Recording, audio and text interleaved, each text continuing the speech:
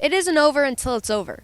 That was the mindset of the Hawkeyes in their last home game of the season as they squeezed past Michigan State, with Drew Stevens capping it off. By halftime, the Hawks had only put one score on the board with the help of Caden Weecham taking one to the house, breaking the school return touchdowns record, making it a 7-3 game. If you're kicking it to him, you got problems probably. I don't know if I've ever been around a player like that, that electric, that much juice. Thank God he's on our team today, because, we would have been in trouble for sure. Michigan State came into the second half hot, eager for their first Big Ten win, scoring 2 touchdowns and taking the lead in the third quarter.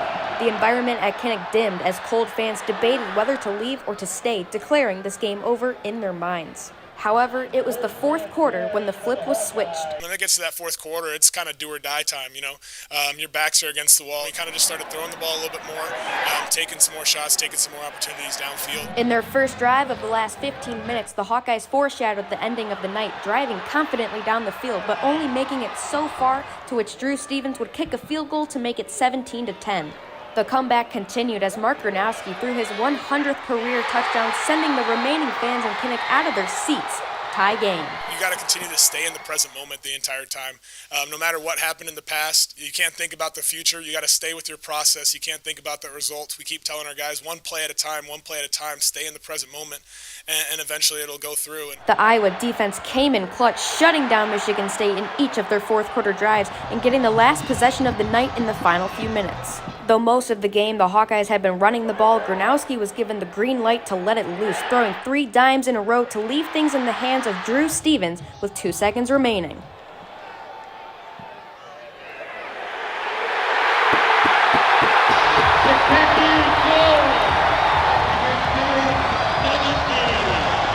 My senior game in high school, last time I ever played in my high school stadium, I missed a game-tying field goal.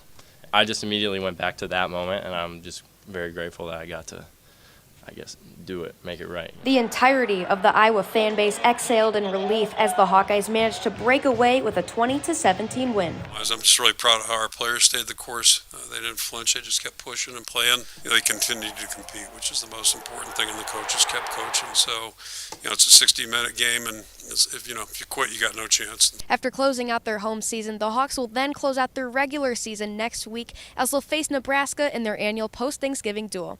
From Kinnick Stadium, Elise Gann, DITV Sports.